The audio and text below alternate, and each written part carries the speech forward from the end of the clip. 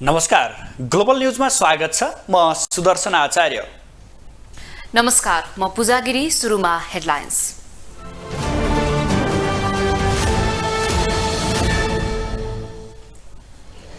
सत्तारूढ गठबन्धनको बैठकमा निर्वाचनको समीक्षा र आगामी योजनाबारे छलफल। सहकार्यले निरन्तरता पाउने। भावी प्रधानमन्त्री नपाए राष्ट्रपतिमा दाबी गर्ने माओवादी केन्द्रको रणनीति। प्रदेश मुख्यमन्त्रीमा समेत दाबी रहने। वैकल्पिक व्यवस्था नगरी आफूहरूलाई नहटाउन सरकारसँग सुकुम्बासीको आग्रह। जबरजस्ती गरे प्रतिकारमा उत्रने चेतावनी। काठमाडौँको चक्रपथ विस्तार आयोजना अन्तर्गत दोस्रो चरणको काम सुरु। लागत र समय भने अनिश्चित।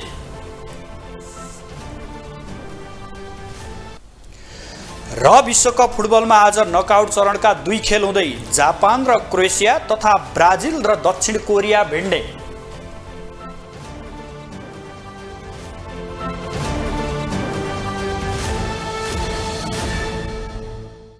सत्तारूढ गठबन्धनको बैठकले आगामी दिनमा पनि सहकार्य गरेर अगाडि बढ्ने निर्णय गरेको छ। आज अपराह्न प्रधानमन्त्री निवास बालुवाटारमा बसेको गठबन्धनको बैठकले चुनावी परिणाम अपेक्षाकृत नभए पनि यसको समीक्षा गर्दै जाने र आगामी सहयात्रा पनि कायमै राख्ने निर्णय गरेको हो। सरकारका प्रवक्ता समेत रहनुभएका सूचना तथा सञ्चार प्रविधि मन्त्री ज्ञानेन्द्र बहादुर कार्कीले आजको बैठकमा चुनावी समीक्षा र आगामी सहयात्राका विषयमा छलफल भएको र यही गठबन्धनलाई निरन्तरता दिने निर्णय गरेको जानकारी दिनुभयो। भरोसा र भावनालाई कदर गर्दै जनता र मुलुकको हितलाई केन्द्रमा राखेर आगामी दिनमा थप एकताबद्ध भएर अघि बढ्ने प्रतिबद्धता व्यक्त गर्दछौँ।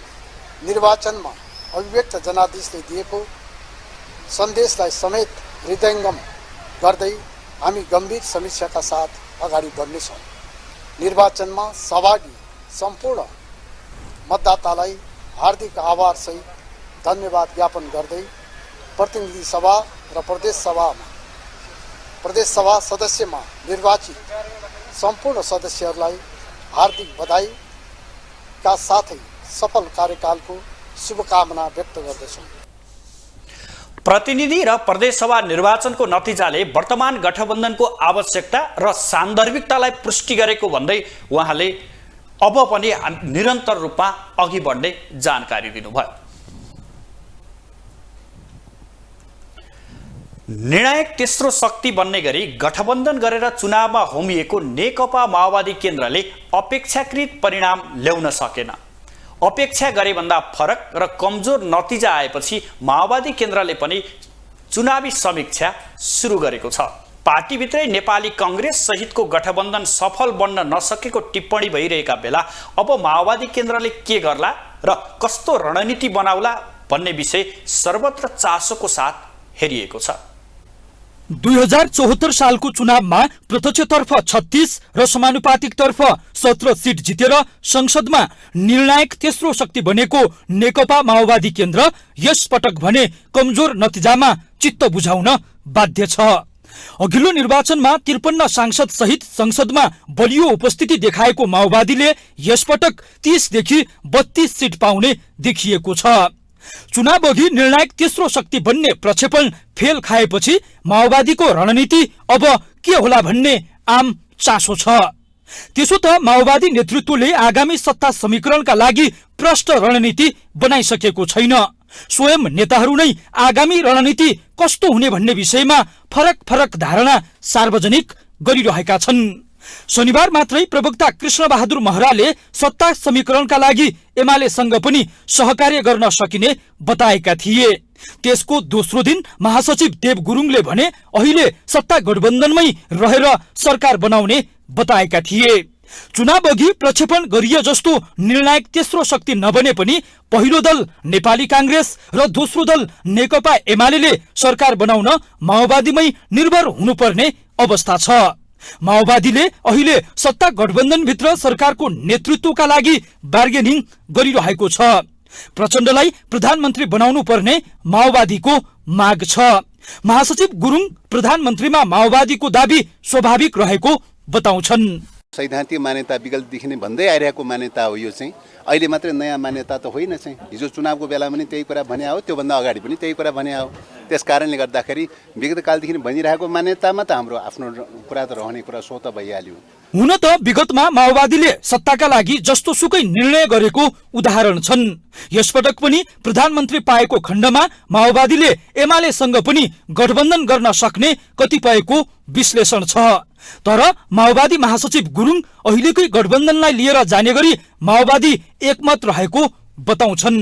अहिले त हामी गठबन्धनमा भएको हुनाले चाहिँ पहिलो कुरा त गठबन्धनमै आधारित भएर सोच्ने कुरा भयो नि।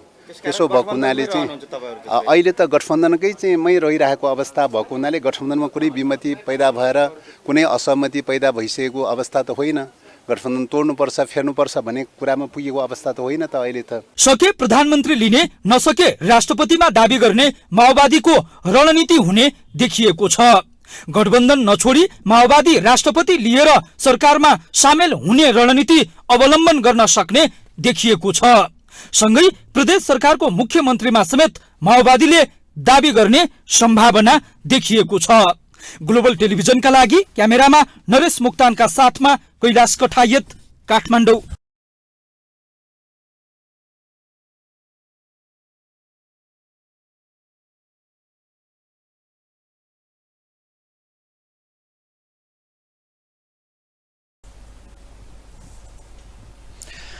यसपालिको चुनावमा कांग्रेस पहिलो, एमाले दोस्रो, माओवादी तेस्रो, एकीकृत समाजवादी पार्टी चौथो र चुनाव अघि दर्ता भएको राष्ट्रिय स्वतन्त्र पार्टीले 5औं स्थान बनाएका छन्।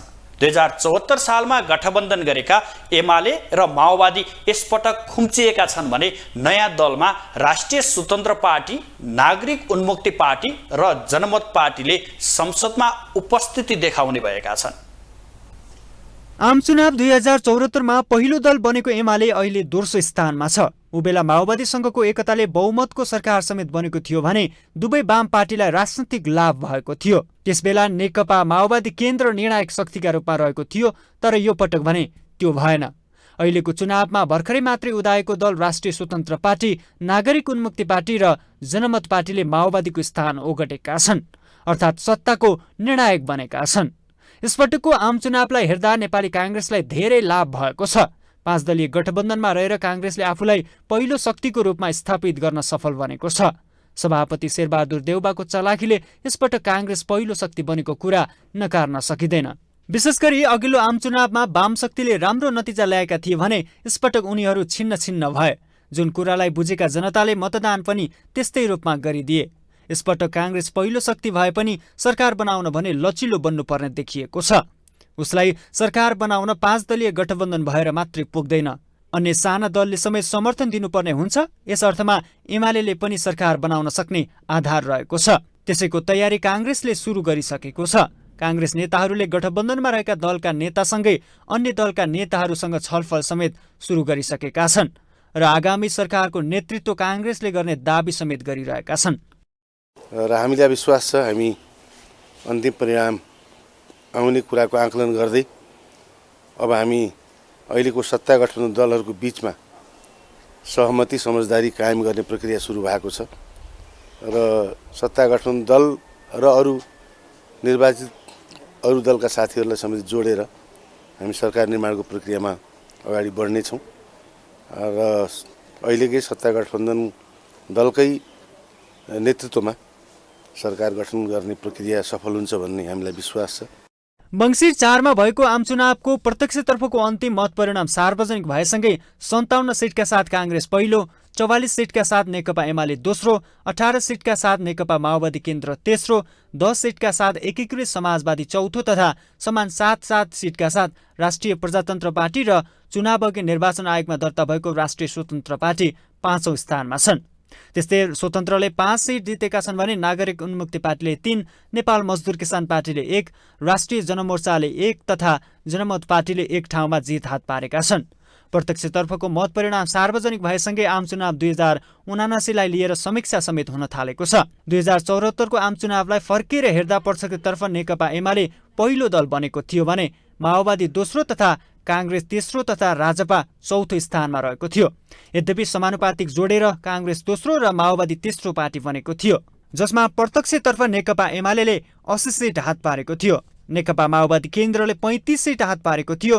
नेपाली काङ्ग्रेसले 23 सिट हात पारेको थियो। राष्ट्रिय जनता पार्टीले 11 सिट हात पारेको थियो। त्यस्तै संघीय समाजवादी फोरमले 10 सिट तथा अन्य साना पार्टीले 5 सिट हात पारेका थिए। यसपटकको आम चुनावमा काङ्ग्रेस पहिलो पार्टी भए पनि समानुपातिकमा भने एमाले पहिलो पार्टी बनेको छ। एमाले प्रत्यक्षमा दोस्रो दल बने पनि तुलनात्मक रूपमा बलियो देखिएको छ। एमाले विभाजन नभएको भए अहिलेको ठूलो दल एमाले नै बन्ने नेताहरूको भनाइ छ। एमालेको सोचे जस्तो परिणाम नआउनुका पछाडि विभिन्न कारण छन्। त्यसमध्ये पहिलो कुरा राजनीतिक कारण नै हो। त्यो राजनीतिक कारण भनेको चाहिँ एकातिर गठबन्धन भयो, एकातिर एमाले भयो। अब काङ्ग्रेस र एमाले प्रतिस्पर्धी पार्टी हुन्। त्यसमा अरू पार्टीहरू मिसिन पुग्दाखेरि त्यसले चाहिँ स्वाभाविक रूपमा प्रभाव पार्यो। पहिलो कुरा त्यो। त्यस्तै माओवादी र एमालेबाट चुइटिएर बनेको एकीकृत समाजवादी भने कमजोर देखिएको छ। काङ्ग्रेस एमाले बाहेक अन्य विकल्पका रूपमा जनताले रासोपा र नाउपालाई संसदमा पठाएका छन्। जुन आधारलाई हेर्दा अङ्कगणितीय सरकारको आकलन गर्दा अब सत्ताको निर्णायक शक्ति माओवादी होइन कि रासोपा र नाउपा बन्ने निश्चित भएको छ। ग्लोबल टेलिभिजनका लागि क्यामेरामा सञ्जय खड्काका साथमा विनोद विक्रम भण्डारी, काठमाडौँ। 2074 सालको चुनावमा प्रत्यक्ष र समानुपातिक गरी 120 सिट जितेर देशकै ठूलो पार्टी बनेको नेकपा एमाले यो पटक दोस्रो स्थानमा झरेको छ। स्थानीय तहको चुनावमा पनि पहिलोबाट दोस्रोमा पुगेको एमाले प्रदेशसभाको चुनावमा पनि कमजोर नतिजा ल्याएको छ। अघिल्लो चुनावमा दमदार नतिजा ल्याएर केन्द्र, प्रदेश र स्थानीय सरकारमा नम्बर 1 मा रहेको एमाले 5 वर्षपछिको चुनावबाट 2 नम्बरमा झरेपछि पार्टीभित्र चुनावी परिणामको समीक्षा सुरु भएको छ। अध्यक्ष केपी शर्मा ओलीलाई प्रधानमन्त्रीको उम्मेद्वार बनाएर चुनावमा होमिएको नेकपा एमाले अपेक्षा गरे भन्दा कमजोर नतिजा ल्याएपछि पार्टीभित्रै चुनावी हारको समीक्षा सुरु भएको छ। एक्लै बहुमत ल्याएर अध्यक्ष ओलीको नेतृत्वमा सरकार गठन गर्ने एमालेको सपना चुनावी नतिजाले तुहाइदिएपछि कार्यकर्तादेखि नेताहरूसम्मले चुनावमा पराजित हुनुको कारण खोतल्न थालेका छन्। 2074 सालको चुनावमा प्रत्यक्षतर्फ 80 र समानुपातिकतर्फ 40 सिट जितेर देशकै पहिलो पार्टी बनेको एमाले यस पटकको चुनावले दोस्रोमा झारेपछि चुनावी परिणाम किन कमजोर भयो भन्दै कार्यकर्ताहरू नेतृत्वसँग प्रश्न गरिरहेका छन्। कार्यकर्ताले गरेको प्रश्नको जवाब दिने क्रममा पार्टीका 6 जना उपाध्यक्षहरूमध्ये पहिलो नम्बरका उपाध्यक्ष युवराज गेवालीले चुनावमा कमजोर नतिजा आउनुको कारण खोतलेका छन्। एमाले चुनाव अघि एक्लै बहुमत ल्याउने दावी गरेको थियो। अध्यक्ष ओलीले एमाले एक्लै बहुमत ल्याउने र चुनावपछि आफू प्रधानमन्त्री हुने ठोकुवा गरेका थिए। उनले काङ्ग्रेस माओवादी सहितको सत्ता गठबन्धनले आफ्नो विजयमा कुनै असर नगर्ने टिप्पणी समेत गरेका थिए। तर उपाध्यक्ष गेवाली भने सत्ता गठबन्धनकै कारण एमाले दोस्रो स्थानमा खुम्चिएको बताउँछन्। एमालेको सोचे जस्तो परिणाम नआउनुका पछाडि विभिन्न कारण छन्। त्यसमध्ये पहिलो कुरा राजनीतिक कारण नै हो। त्यो राजनीतिक कारण भनेको चाहिँ एकातिर गठबन्धन भयो, एकातिर एमाले भयो। अब काङ्ग्रेस र एमाले प्रतिस्पर्धी पार्टी हुन्। त्यसमा अरू पार्टीहरू मिसिन पुग्दाखेरि त्यसले चाहिँ स्वाभाविक रूपमा प्रभाव पार्यो। पहिलो कुरा त्यो। चुनाव अघि पार्टीले बहुमत ल्याउने हुंकार गरिरहेका अध्यक्ष ओली माधव नेपाल नेतृत्वको एकीकृत समाजवादीमाथि हमला गरिरहन्थे। माधव नेपालले पार्टी फुटाए पनि एमालेलाई पार्टी फुटको कुनै असर नपर्ने अध्यक्ष ओलीको दाबी थियो। तर उपाध्यक्ष गेवाली भने माधव नेपाल एमालेमा नभएकै कारण पार्टीले बहुमत ल्याउन नसकेको विश्लेषण गर्छन्। माधव नेपाल लगायत नेताहरूले अर्को पार्टी बनाउनु भयो। त्यसले गर्दा पनि एउटा ठुलो क्षति भयो। अहिले परिणामले पनि त्यो देखिएको छ। यदि एमाले मात्रै विभाजित नभएको भए एमाले लार्जेस्ट पार्टी हुने कुरा सुनिश्चित थियो भन्ने कुरा प्राप्त विवरणले पनि पुष्टि गर्छ। त्यति मात्रै होइन, एमाले विभाजित नभएको भए लार्जेस्ट मात्रै होइन, एमालेको मात्रै पनि बहुमत आउन सक्ने सम्भावना पनि थियो। भएको धाँधलीलाई समेत कारण मानेको छ। बाजुरा, स्याङ्जा र दोलखा लगायतका ठाउँमा शक्ति प्रयोग गरेर सत्ता गठबन्धनले धाँधली गरेको उपाध्यक्ष गेवालीको आरोप छ। यस्तै पार्टीभित्र भएको अन्तर्घातलाई पनि एमाले चुनावमा कमजोर नतिजा आउनुको कारण मानेको छ। ग्लोबल टेलिभिजनका लागि क्यामेरामा विजय ठकुराठीका साथमा कैलाश कठायत, काठमाडौँ। कांग्रेसको पछिल्लो महाधिवेशन संस्थापन इत्तर समूहको नेतृत्व गरेका डाक्टर शेखर कोइराला समूहमा मनमुटाव शुरू भएको छ। चुनावी परिणामपछि इत्तर समूहबाट महामन्त्री जितेका गगन थापाले संसदीय दलको नेताका लागि तयारी शुरू गरेपछि कोइराला समूह फेरि छिन्न भिन्न हुने देखिएको हो। महामन्त्री थापाले दलको नेतामा दावी गरे पनि कोइरालाले अहिलेसम्म औपचारिक रूपमा मुख खोलेका छैनन्।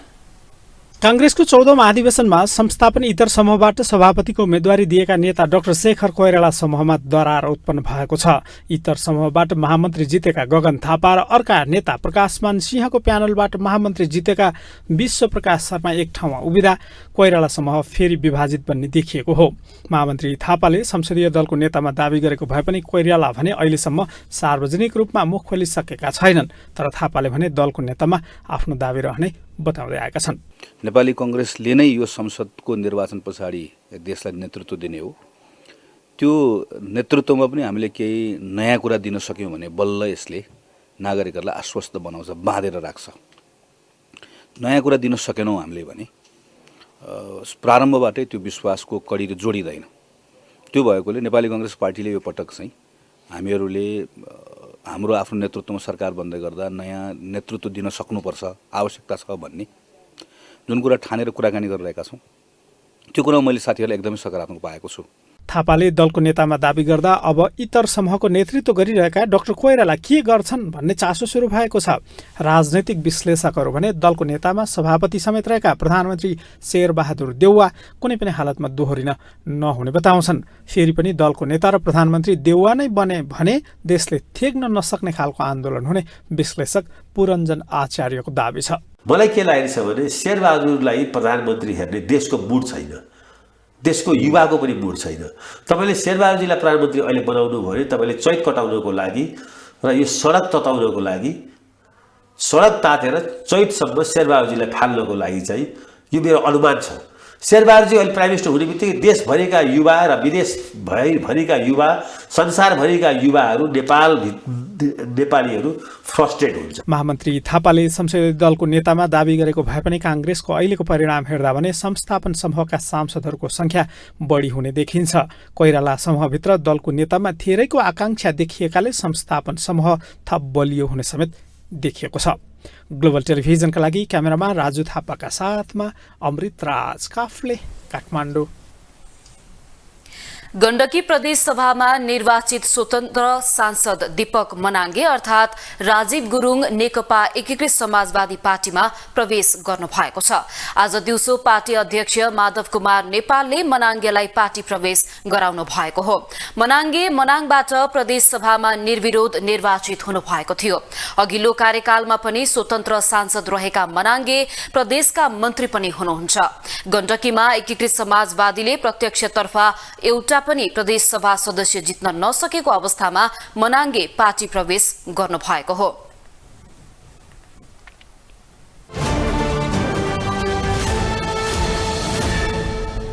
प्रतिनिधि सभा र प्रदेश सभाको प्रत्यक्षतर्फको निर्वाचनको मत परिणाम आइसकेको छ भने समानुपातिकको मतगणना कार्य अन्तिम चरणमा पुगेको छ।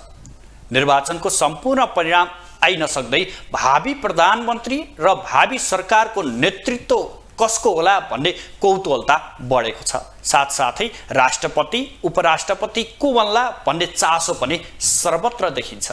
कसरी चुनिन्छन् त राष्ट्रपति र उपराष्ट्रपति? प्रतिनिधि सभा र प्रदेश सभाको प्रत्यक्षतर्फको निर्वाचन मत परिणाम आइसकेको छ।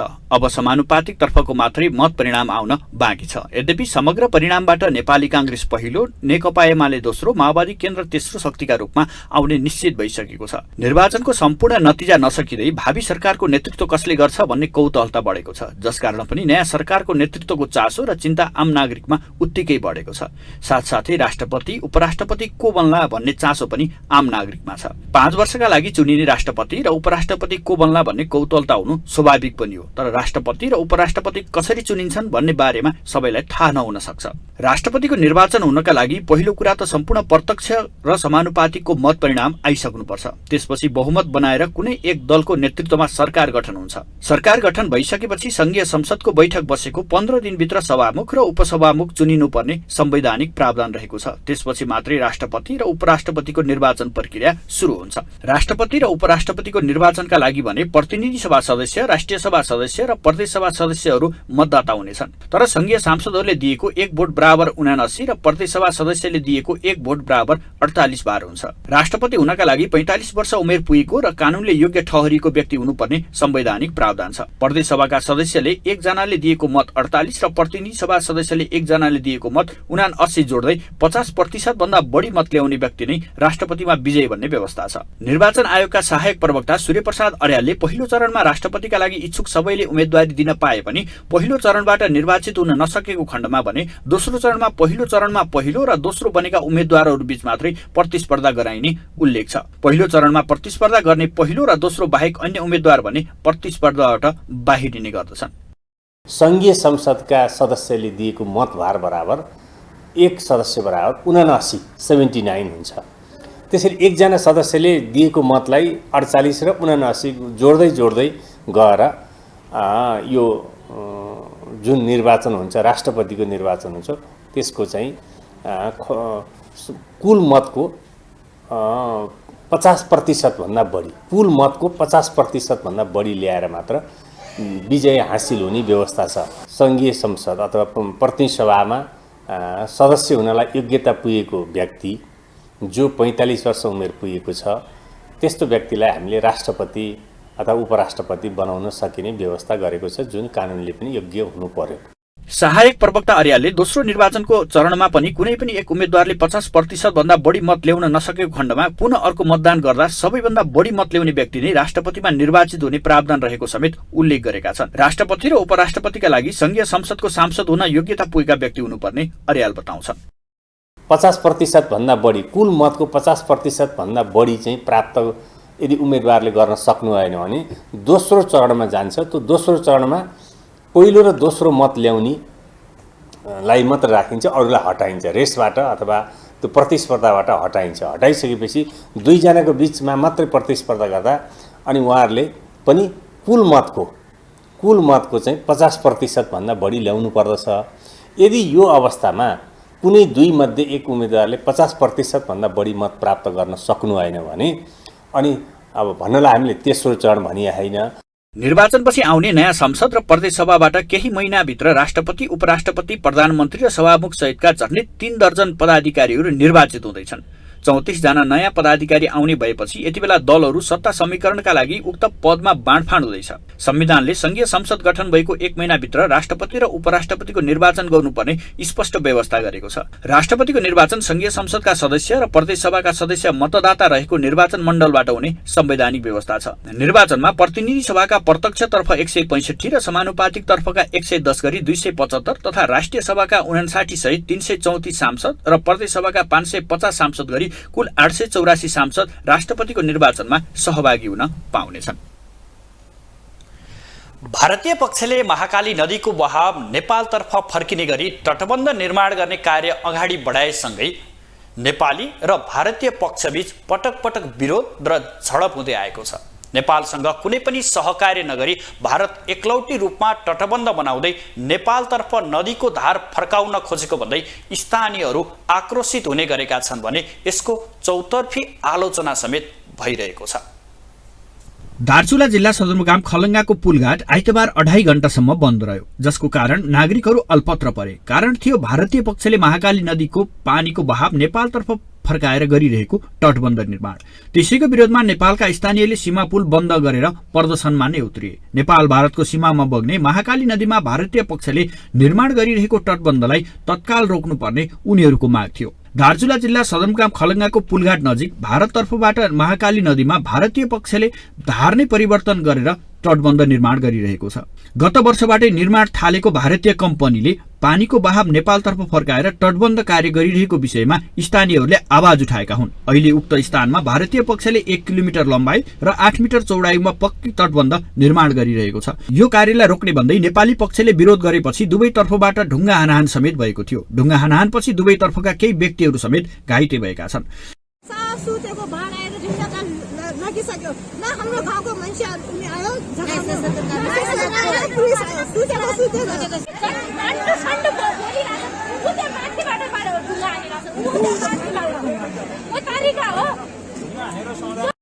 स्थानीयको विरोध र सीमा क्षेत्रमा तनाव उत्पन्न भएपछि दार्चुलाका प्रमुख जिल्ला अधिकारी दीर्घराज उपाध्याय र भारतीय एसडीएम देवेश शासनीको संयुक्त टोलीले स्थलगत निरीक्षण समेत गरेका छन्।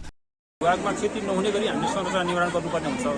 हामीले भारतीय पक्षसँग पनि त्यही भनेका छौँ कि भारततर्फ पनि तटबन्ध निर्माण हुँदाखेरि नेपालतर्फ क्षति हुने गरी हुनु हुँदैन। नदी चाहिँ बिचमा आउने गरी हामीले काम गर्नुपर्छ। त्यसैले दुवैतर्फ क्षति नहुने गरी हामीले प्राविधिक मूल्याङ्कन गरेर सधैँ त्यसको निरीक्षण गरेर त्यसरी हामीले काम अगाडि बढाउनुपर्छ भनेका छौँ र आज पनि अब त्यही खालको सहमति भएको छ। उहाँहरू त्यसमा सकारात्मक हुनुहुन्छ र भोलिदेखि सकेसम्म दुईटै पक्षले पनि सुपरभिजन गर्ने अथवा हेर्ने, थप विवाद आयो भने फेरि बस्ने, फेरि छलफल गर्ने अनि फेरि कसरी अगाडि बढ्ने त्यसरी समाधान गर्ने भनेर हाम्रो सहमति भएको छ, छलफल भएको छ।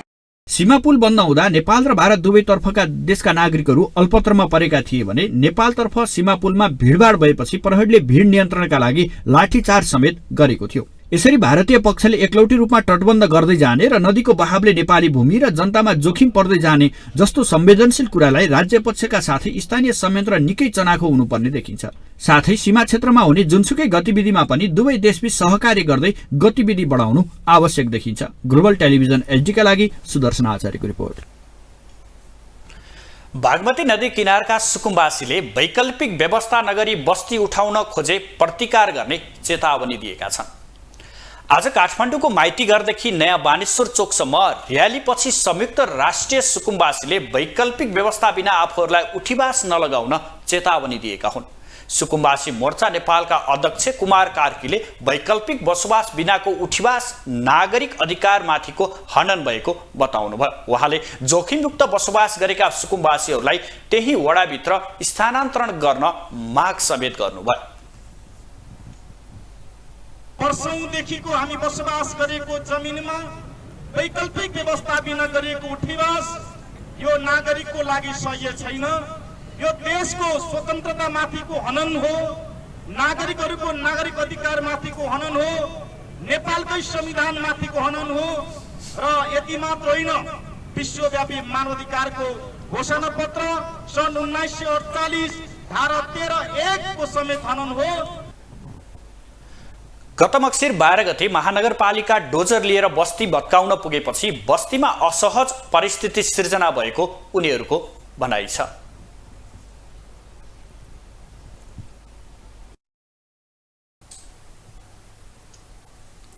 नेपालमा हालसम्म पनि खेतीयोग्य जमिनमा माटो बिग्रन नदिन कानूनी व्यवस्था नै नभएको पाइएको छ। 9औं विश्व माटो दिवसको अवसरमा काठमाडौँमा आयोजित कार्यक्रममा कृषि विभागका महानिर्देशक डाक्टर रेवती रमण पौडेलले भू संरक्षण सम्बन्धी ऐन भए पनि त्यसमा खेतीयोग्य जमिनको माटो बिग्रन नदिने खालको व्यवस्था नभएको स्पष्ट पार्नुभयो। महानिर्देशक पौडेलले खेतीयोग्य जमिनको माटोमा गुणस्तर कायम गर्न तत्काल कार्यविधि ल्याउन घोषणा समेत गर्नुभयो।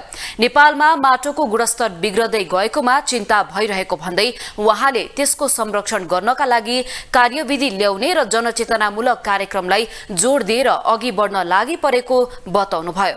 सम्बन्धी ऐन चाहिँ अलिकति यो क्याचमेन्ट एरियाको र नन कल्टिभेटेड एरियालाई चाहिँ बढी यसले कभर गर्छ। हामीले चाहिँ अब नन कल्टिभेटेड एरियामा त करिब करिब त्यो माटो चाहिँ त्यति बिग्रेको अवस्था पनि छैन र स्रोत त त्यहीँबाट नै आउने हो र हाम्रो कल्टिभेटेड ल्यान्डको लागि चाहिँ कसरी माटोहरू बचाउन सकिन्छ यो विषयमा ऐनै नभए पनि केही एउटा मापदण्ड र कार्यविधि अथवा चाहिँ भनौँ न एउटा गर्नुपर्ने कुराहरू के हो, के गर्न मिल्छ, के गर्न हुन्छ, के गर्न हुँदैन भन्ने किसिमका कुराहरूलाई पनि अलिकति हामीले एनालाइसिस गरेर ल्याउन सक्यो भने चाहिँ यो वर्ष विद्यालय तहमा अध्ययनरत विद्यार्थीहरूलाई माटोको गुणस्तर सम्बन्धी जनचेतना जगाउने काममा जोड दिएको पनि कृषि विभागले जनाएको छ।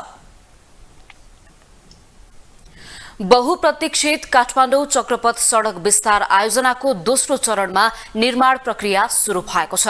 तत्कालका लागि चक्रपथ सुधार आयोजनाले कलंकीदेखि महाराजगंजसम्म अस्थायी संरचना भत्काउने लगायतको काम शुरू गरेको छ। यसअघि चिनिया पक्षका कारण रोकिएको सड़क निर्माणको प्रक्रिया शुरू भए पनि आयोजना निर्माणमा लाग्ने खर्च र समय भने निश्चित भइसकेको छैन। काठमाडौँ चक्रपथ सड़क विस्तार आयोजनाको दोस्रो चरणको निर्माण प्रक्रिया शुरू भएको छ।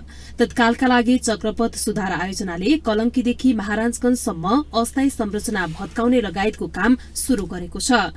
दोस्रो चरणको प्रक्रियामा 8 लेनको सड़क निर्माण, फास्ट लेन सड़क 4 लेन बनाउने, सड़कको दायाँ बायाँ दुवैतर्फ 2-2 लेनको स्लो लेन निर्माण गर्नेछ।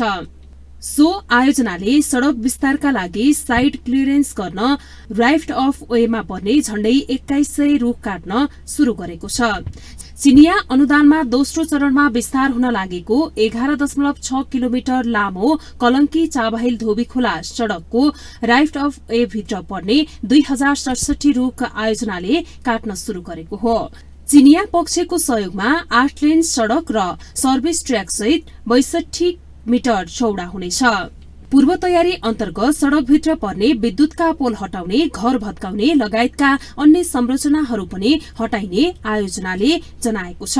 कलंकीदेखि महाराजगंजसम्म अस्थायी संरचना भत्काउन स्थानीयलाई 15 दिनको समय सीमा दिएको छ। शुक्रबार एक सूचना जारी गर्दै आयोजनाले सड़कको केन्द्रबिन्दुबाट दायाँ र बायाँ दुवैतर्फ 31 मिटर सीमाभित्र बनेका स्थायी तथा अस्थायी संरचना हटाउन 15 दिनको समय सीमा दिएको छ।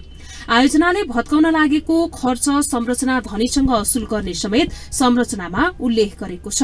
मन्दिर, घर, सड़कमा रूख काट्ने, विद्युतका पोल सार्ने, खानेपानीका पाइप सार्ने लगायतका आवश्यक तयारीका काम सकिएपछि आयोजनाले सड़क खाली गराउन भनेको छ। महानगरपालिका, ओडा कार्यालय, स्थानीय संघको समन्वयमा तोकिएको समय सीमाभित्र ती संरचनाहरू भत्काउने आयोजनाले जनाएको छ। दोस्रो चरणमा पनि हाम्रो फर्स्ट चरणमा जस्तै 8 लेनको सडक निर्माण हुने हो। मुख्य फास्ट लेन सडक चाहिँ 4 लेनको, अनि त्यसपछि चाहिँ दुवैतर्फ चाहिँ 2-2 लेनको चाहिँ स्लो लेन सडकहरू चाहिँ निर्माण हुने हो। त्यहाँ हाम्रो चाहिँ अब मन्दिरहरू, बस स्टपहरू अनि टहराहरू ठाउँ ठाउँमा बाँकी रहेको छ। त्यसमा चाहिँ हामीले ओडाहरूसँग, महानगरपालिकाहरूसँग समन्वय गरेर हटाउने कुरामा चाहिँ अगाडि बढ्छौँ। सड़क विस्तारका लागि रूख बिरुवा हटाउनु पर्ने भए पनि आयोजनाले आवश्यकता भन्दा बढ़ी रूख काट्न लागेको संरक्षण अभियन्ताहरूको आरोप रहेको छ। उपत्यकामा प्रदूषणको मात्रा बढ़िरहेकाले त्यसको न्यूनीकरणको लागि रूख बिरुवा जोगाउनु पर्ने सर्वसाधारण बताउँछन्। पहिले चाहिँ रुख काटिहाले, रुख चाहिँ काट्नु नहुने, जुन बखत जुन ठाउँमा बनाउने हो त्यो ठाउँमा नेपालको स्थिति नै राम्रो छैन क्या। जहाँनेरि काम गर्ने हो, बनाउने हो, त्यो ठाउँको चाहिँ नि सफाई गरे पो हुन्छ। पहिले चाहिँ नि आफूलाई फाइदा हुने काम गरिहाल्यो, अनि फाइदा नहुने काम बिस्तारै गर्ने। धेरैलाई असर गरिरहेको छ तपाईँले, धेरैलाई असर गरिरहेको छ। मान्छेको नाखा मुख ढुट्टो पसिएको छ, तपाईँको कुनै कपडामा पनि उस्ती भइरहेको छ, शरीरमा उस्ती घुसिसकेको छ। यसले धेरै असर पारिरहेको छ। धुलै धुलो, यी बस्नै हुँदैन यहाँ। धुलै धुलो, धुवाँ धुवाँ, हिलै हिलो। यत्रो राजधानीको चक्रपथ बनिया छैन, के गर्नु। छिटै बन्ला, सरकारले गर्नु अब। यता स्वयम्भू र महाराजगंजमा क्षतिपूर्ति लगायतको विवाद समाधान भने अहिलेसम्म भएको छैन, जसका कारण सड़क निर्माणमा अवरोध हुने देखिएको छ। अर्कोतर्फ चीन सरकारको सम्पूर्ण अनुदानमा नेपाल सरकारले बनाउने आयोजनाको निर्माणमा लाग्ने रकम निश्चित भइसकेको छैन। त्यसबाहेक आयोजना सम्पन्न हुने मिति समेत यकिन भइसकेको छैन। ग्लोबल टेलिभिजनका लागि क्यामेरामा सञ्जय खड्काको साथमा वसुधा केसी, काठमाडौँ। अब ग्लोबल भोइस।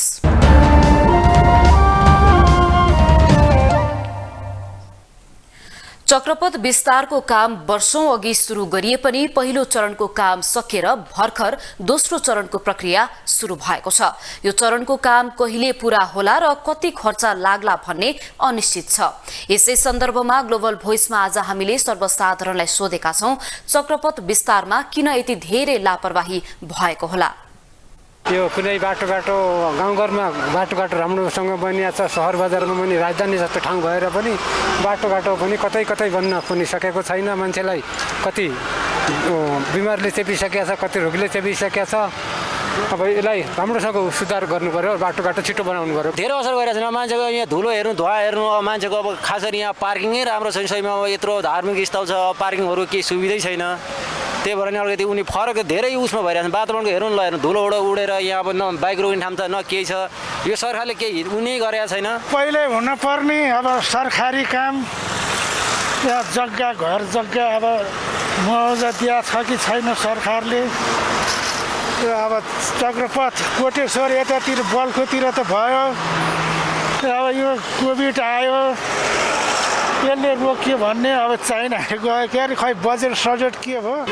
यो सरकारको निर्दयता हो, नामर्दीपन हो। जब हाम्रो सरकार छ नि, जब चाइना सरकारले बनाइदिन्छु भन्ने कुरो भुटो काटिए त्यो बाटो सफाइ गर्नुपर्ने काम सरकारको हो। नेपालको स्थिति नै राम्रो छैन क्या। जहाँनेर काम गर्ने हो, बनाउने हो, त्यो ठाउँको चाहिँ नि सफाइ गरे पो हुन्छ। पहिले चाहिँ नि आफूलाई फाइदा हुने काम गरिहाल्यो, अनि फाइदा नहुने काम बिस्तारै गर्ने।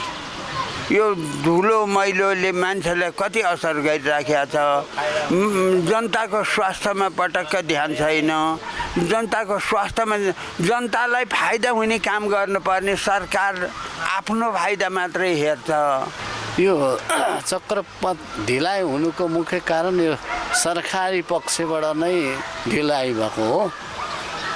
किनभनेदेखि यहाँ जुन त्यो बाटाको आसपासमा पर्ने घरहरू अथवा के पर्छन् त्यसलाई चाहिँ सरकारले हटाइदिनु पर्ने थियो, त्यो नहटाएको हुनाले ढिलो भएको हो।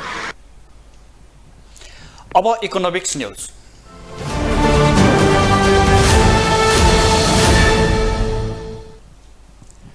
आम नेपालीको सपनाको सहर हो काठमाडौँ।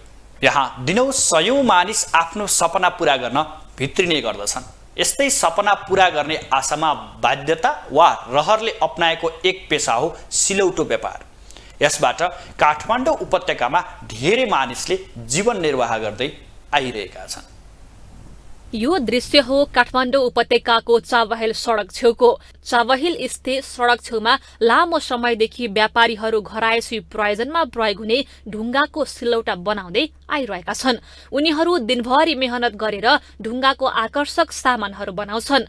धुलाम्मे सडकको छेउमा बसेर उनीहरू आफ्नै सुरमा ढुङ्गाहरू कुदेर आकर्षित सिलौटाहरू बनाइरहेका हुन्छन्।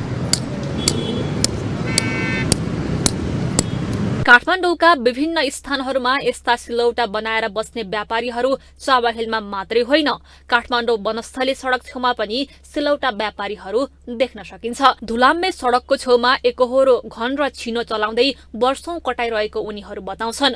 बुटवलका सोनु कुशवाडिया विगत 14 वर्ष अगाडिदेखि सिलौटो बनाउने र बेच्ने काम गर्दै आइरहेका छन्। उनी हाल काठमाडौँको वनस्थली सडक छेउमा बस्दै सिलौटा बनाउँदै बेच्दै आएका छन्। सिलौटो बनाउनको लागि बाहिरबाट ढुङ्गा ल्याउनु पर्ने र मेहनत पनि धेरै गर्नुपर्ने भए पनि मेहनत अनुसारको पारिश्रमिक भने नभएको उनी गुनासो गर्छन्। यसको दिदी भन्न सकिन्न। हेर्नु, कहिले एउटा बिक्छ, कहिले बिक्दैन, कहिले टन्नै हुन्छ, कहिले 5000 को बिक्छ, कहिले हुँदैन, कहिले 500 को बिक्छ। थोरैमा अब थोरै भनेपछि एउटा बिक्यो भने थोरै भयो, 5 वटा बिक्यो भने त धेरै भयो। कहिले एउटा बिक्छ, कहिले बिक्दैन, कहिले बिक्छ, कहिले बिक्दैन, यस्तो हो नि त। त्यस्तै अर्की सिलौटो व्यापारी हुन् गुडिया कुशवाडिया। उनी पनि लामो समयदेखि सिलौटा व्यापार गर्दै आइरहेकी छिन्। सिलौटो व्यापारले नै घर परिवार धान्न पुगिरहेको, काम गर्न कुनै गाह्रो अवस्था नभएको उनको भनाइ छ। तर पछिल्लो समय महानगरपालिकाले गरेको निर्णयले आफूले गरेको व्यवसायमा बाधा भने पुगेको उनी बताउँछिन्। अब के भन्ने हजुर, अब आउँछन् झापझुप 10 जना 15 जना, कोही 2टा कोही 3टा सिलौटो बोक्दै हाल्दै गर्छन् गाडीमा। अब भन्ने के हो, हामी त वाक्कै पर्छन्, के भन्नु अब। सिलौटा व्यापारीहरू सडक लाइनमै वासस्थान बनाएर कलिला बालबच्चा बोकेर व्यापार व्यवसाय गर्दै आइरहेका छन्। उनीहरू आफ्ना कलिला बालबालिकाहरूलाई समेत यही पेसामा लगाएको पनि देख्न सकिन्छ। ग्लोबल टेलिभिजनका लागि क्यामेरामा विजय ठकुराठीका साथमा सुनिता बाँसकोटा, काठमाडौँ। अब पालो इन्टरनेसनल न्युजको।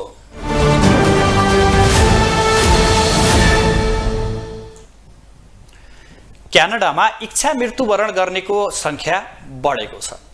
गत वर्ष मात्रै क्यानाडामा 10,000 भन्दा बढीले इच्छा मृत्यु प्रावधान अन्तर्गत आत्महत्या गरेको तथ्याङ्क सार्वजनिक भएको छ। इच्छा मृत्यु रोज्नेहरूको संख्यामा बढोत्तरी भएसँगै विज्ञहरूले यस किसिमको प्रावधानले आतंकपूर्ण समाजको निर्माण हुने टिप्पणी समेत गरेका छन्। हाल क्यानाडामा आर्थिक समस्यामा रहेका नागरिकहरूलाई समेत स्वास्थ्य कर्मीले इच्छा मृत्युको सुझाव दिइरहेका छन्। यस किसिममा सुझावले मानव समुदाय नै सङ्कटमा पर्न सक्ने अवस्थाको सिर्जना हुन सक्ने सम्भावना रहेको पनि विज्ञको भनाइ छ। क्यानाडामा 2023 को मार्चदेखि मानसिक रूपमा अस्वस्थ र नाबालिगले समेत इच्छा मृत्यु रोज्न सक्ने कानुन लागू हुँदैछ। क्यानाडाले पहिलो पटक सन् 2016 मा चिकित्सकको सहायतामा आत्महत्यालाई अनुमोदन गरेको थियो। यो कानुनमा सामान्य मानिसहरूसँगै गम्भीर पीडा वा अपाङ्गता भएकाहरूले स्वैच्छिक मृत्युवरण गर्न सक्ने प्रावधान रहेको छ।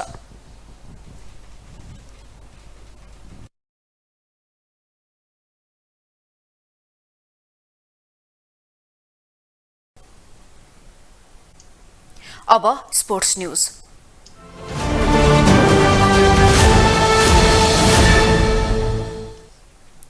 कतारमा जारी फिफा विश्वकप फुटबलमा आज अन्तिम 16 अन्तर्गतका 2 खेल हुँदैछन्। पहिलो खेलमा जापान र क्रोएसिया बीच प्रतिस्पर्धा हुनेछ। अर्को खेलमा ब्राजिल र दक्षिण कोरिया बीच प्रतिस्पर्धा हुनेछ। समूह चरणमा सर्बिया विरुद्ध चोट बोकेका स्टार खेलाडी नेइमारले आजको खेलमा पुनरागमन गर्ने भएका छन्। एसियाली राष्ट्र कतारमा जारी 22औं संस्करणको फिफा विश्वकप फुटबल 2022 मा आज राउन्ड अफ 16 अन्तर्गतका 2 खेल हुँदैछन्। पहिलो खेलमा जापान र क्रोएसिया बीच प्रतिस्पर्धा हुँदैछ। यी दुवै टोली जित निकाल्दै क्वार्टर फाइनलमा पुग्ने लक्ष्यमा हुनेछन्। यी दुई बीचको खेल राति 8:45 मा सुरु हुनेछ। जापान समूह ई को विजेताका रूपमा र क्रोएसिया समूह एफ को उपविजेता बन्दै नकआउट चरणमा पुगेका थिए। समूह चरणमा विश्व विजेता राष्ट्र जर्मनी र स्पेनलाई पराजित गर्दै जापान उच्च मनोबलका साथ मैदानमा उत्रिनेछ भने क्रोएसिया साबिकको उपविजेताको हैसियतले मैदानमा उत्रिनेछ। यी दुई टिम बीच अहिलेसम्म 3 पटक प्रतिस्पर्धा भएको छ, जसमा जापान र क्रोएसियाले समान एक खेलमा जित हात पारेका छन् भने एक खेलमा बराबरी भएको छ। हेड टु हेडमा यी दुई टोलीको नतिजा सन्तुलित छ। त्यस्तै आज हुने अर्को महत्त्वपूर्ण खेलमा ब्राजिल र दक्षिण कोरिया बीच प्रतिस्पर्धा हुनेछ। स्टेडियम 974 मा हुने ब्राजिल र दक्षिण कोरिया बीचको खेल राति 12:45 मा सुरु हुनेछ। 5 पटकको विश्व विजेता ब्राजिल र एसियाली राष्ट्र दक्षिण कोरिया बीचको खेल फुटबल समर्थकका लागि महत्त्वपूर्ण रहेको छ। विश्व फुटबलमा मेस्सी, रोनाल्डो पछि नाम कमाएका स्टार खेलाडी नेइमारको खेल हेर्न दर्शक आतुर रहेका छन्। यसअघि समूह चरणको पहिलो खेलमा सर्बिया विरुद्धको खेलमा खुट्टाको चोटका कारण अन्य खेल गुमाएका नेइमारले सोमबारको खेलमा पुनरागमन गर्ने भएपछि नेइमारका समर्थकमा खुसियाली छाएको छ। त्यसै कोरियाली स्टार फरवार्ड सनको खेल हेर्न पनि फुटबल समर्थक आतुर छन्। यो हिसाबले पनि आजको खेलमा नेइमार र सनको भिडन्त महत्त्वपूर्ण मानिएको छ। ब्राजिल र दक्षिण कोरिया एकअर्का विरुद्ध जित निकाल्दै क्वार्टर फाइनलमा पुग्ने लक्ष्यका साथ फुटबल खेल्नेछन्। ब्राजिल समूह जी को विजेता र दक्षिण कोरिया समूह एस को उपविजेताको रूपमा नकआउट चरणमा पुगेका थिए। समूह चरणको अन्तिम खेलमा क्यामरूसँग हार बेहोरेको ब्राजिल त्यो नतिजा बिर्सदै दक्षिण कोरिया विरुद्ध जित हात निकाल्दै क्वार्टर फाइनलको यात्रा तय गर्न चाहन्छ। समूह चरणको अन्तिम खेलमा पोर्चुगललाई हराएको दक्षिण कोरिया उच्च मनोबलका साथ त्यसलाई निरन्तरता राख्दै ब्राजिललाई हराउने लक्ष्यमा हुनेछ। अहिलेसम्म ब्राजिल र दक्षिण कोरियाले विश्वकपमा एकअर्का विरुद्ध खेलेका थिएनन्। यद्यपि हालसम्म यी दुई राष्ट्रले अन्तर्राष्ट्रिय खेलमा एकअर्का विरुद्ध 7 पटक आमने सामने भएका छन्, जसमा ब्राजिलले 6 तथा दक्षिण कोरियाले 1 खेलमा जित हात पारेका छन्। अन्तर्राष्ट्रिय मैत्रीपूर्ण अन्तर्गत सन् 1995 को पहिलो भेटमा ब्राजिलले 1-0 ले विजयी भएको थियो। सन् 1997 को निक ओल्ड टुरमा पनि ब्राजिल 2-1 ले विजयी भयो। त्यस्तै सन् 1999 मा 1-0 को हार बेहोरेको ब्राजिलले 2003 मा 3-2 को जित, 2013 मा 2-0 को जित र 2019 मा 3-0 को जित हात पारेको थियो। यी सबै अन्तर्राष्ट्रिय मैत्रीपूर्ण खेल हुन्। अन्तर्राष्ट्रिय मैत्रीपूर्ण अन्तर्गत यही वर्ष भएको पछिल्लो भेटमा ब्राजिलले दक्षिण कोरियालाई 5-1 गोल अन्तरले हराएको थियो। दक्षिण कोरिया र ब्राजिल बीचको विजेताले जापान र क्रोएसिया बीचको विजेतासँग क्वार्टर फाइनलमा प्रतिस्पर्धा गर्नेछ। यसअघि नेदरल्यान्ड्स, अर्जेन्टिना, फ्रान्स र इङ्ल्यान्ड अन्तिम 8मा प्रवेश गरिसकेका छन्। ग्लोबल टेलिभिजनका लागि क्यामेरामा सञ्जय खड्काका साथमा विनोद विक्रम भण्डारी, काठमाडौँ। ग्लोबल न्यूजको अन्त्यमा हेडलाइन्स पुनः एकपटक।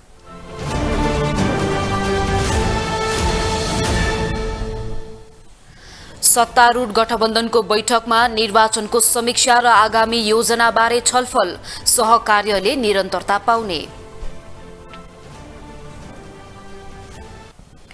भावी प्रधानमन्त्री नपाए राष्ट्रपतिमा दावी गर्ने माओवादी केन्द्रको रणनीति, प्रदेश मुख्यमन्त्रीमा समेत दावी रहने। वैकल्पिक व्यवस्था नगरी आफूहरूलाई नहटाउन सरकारसँग सुकुम्बासीको आग्रह, जबरजस्ती गरे प्रतिकारमा उत्रिने चेतावनी। काठमाडौँको चक्रपथ विस्तार आयोजना अन्तर्गत दोस्रो चरणको काम सुरु, लागत र समय भने अनिश्चित।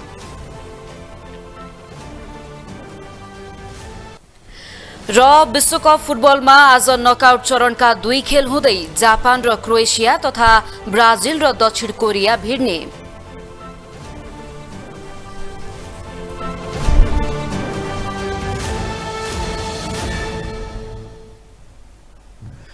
ग्लोबल न्यूज अहिलेलाई यति नै। ग्लोबल टेलिभिजन तपाईँ फेसबुक तथा युट्युबमा पनि प्रत्यक्ष हेर्न सक्नुहुनेछ। ग्लोबल टेलिभिजन हेर्दै रहनुहोला। नमस्कार।